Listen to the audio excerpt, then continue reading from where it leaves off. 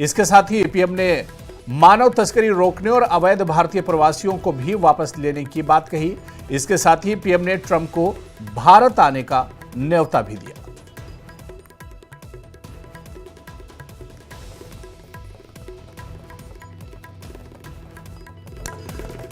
तो प्रधानमंत्री नरेंद्र मोदी अमेरिका दौरे पर हैं, जहां कल उनकी अमेरिकी राष्ट्रपति डोनाल्ड ट्रंप से मुलाकात हुई है, द्विपक्षीय वार्ता हुई और इस बीच कई अहम मुद्दों पर बातचीत हुई।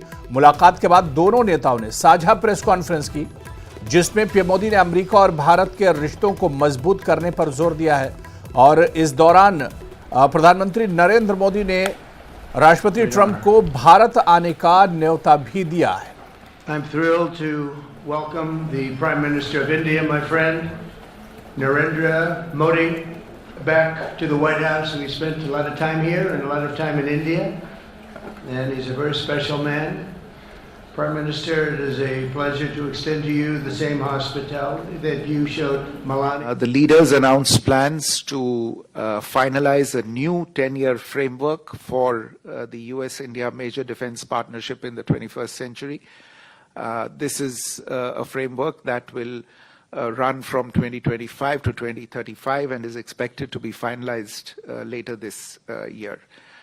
They also agreed to move forward on ongoing defense procurement negotiations for a number of platforms, including land and air systems, as well as co-production agreements. There was also agreement to initiate discussions on the reciprocal defense procurement agreement.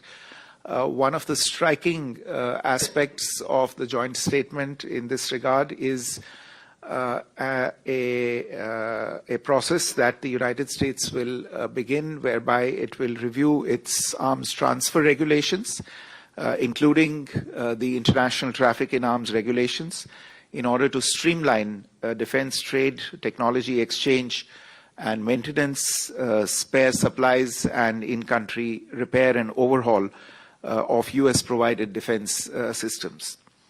The two countries have also launched the Autonomous Systems Industry Alliance to scale industry partnerships and production of autonomous systems, which will foster next-generation defense and technological collaboration, specifically in the field of underwater domain awareness. You're also aware that for the last several years, technology has become a motive of the India-U.S. partnership, and the two leaders in this latest round of discussions committed to taking forward cooperation in critical and emerging technologies by launching the US-India Trust Initiative. The Trust Initiative stands for Transforming the Relationship Utilizing Strategic Technology. This initiative will catalyze collaboration among governments, academia, and the private sector to drive innovation in defense, artificial intelligence, semiconductors, quantum computing, biotechnology, energy, and space. Artificial intelligence is on everybody's mind. We just had the AI Action Summit in Paris, which the Prime Minister had co-chaired. And in today's discussions, the leaders committed to bring Indian and US private industry together and conclude a US-India roadmap on accelerating AI infrastructure by the end of the year. Both the countries will work together to enable industry partnerships and investments in next generation data centers, on access to compute and processors for artificial intelligence. The two leaders launched Indus Innovation, a new innovation bridge that is modeled after the successful Indus X platform for defense applications. Indus Innovation is meant to focus on space, on energy, and other emerging technologies. A new US-India cooperative program to recover and process critical minerals, a strategic mineral recovery initiative, has also been launched. Under the Trust Initiative, incidentally, the two sides will also address export controls, enhance high technology commerce, and reduce barriers to technology transfer between the two countries. In the energy area, this is a subject that has remained in focus in the bilateral relationship in the recent years. India is a significant buyer of U.S. energy, and today's discussions covered a lot of ground on this particular subject. In order to ensure energy security, the two countries agreed to work together on the production of hydrocarbons and for commerce in hydrocarbons to support global energy price stability and secure affordable energy access. In addition, there was agreement to realize the potential in the area of civil nuclear energy, building U.S.-designed nuclear reactors in India, and taking forward that process also through large-scale localization as well as technology transfer. And of course, the two countries have been discussing for some time cooperation in small modular reactors, and that is again something that was flagged today.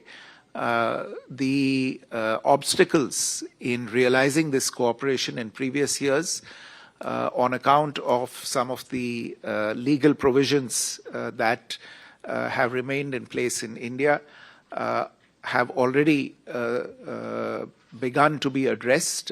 You would have noticed the announcements that have been made in the budget in this regard. And we imagine that these progress on these issues will enable us to realize the promise of cooperation between India and the United States in this very important sector. A new partnership has been launched between the U.S. National Science Foundation and the brand new Indian Anusandhan, which is the National Research Foundation, for deepening research linkages in critical and emerging technologies. There's an MOU that was signed between the NSF and the ANRF just a couple of days back to take forward this cooperation. On the people-to-people front, finally, you're aware there are nearly 300,000 Indian students studying in the United States, and the contribution of these students, especially to the U.S. economy, was acknowledged in the joint statement.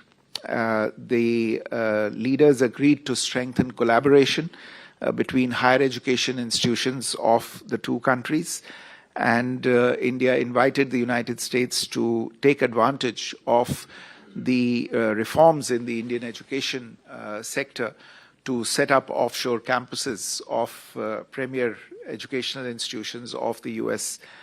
in India. They also committed to streamline avenues for legal mobility of students and professionals, and facilitating short-term tourist and business travel, while at the same time committing to aggressively addressing and tackling illegal immigration and human trafficking.